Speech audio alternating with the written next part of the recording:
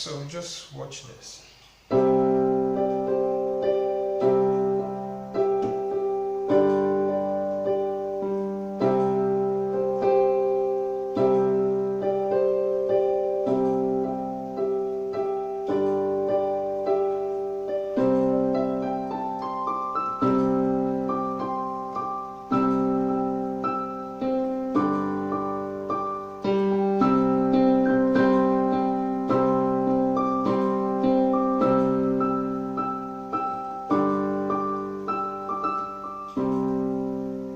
Did you see that climb I did?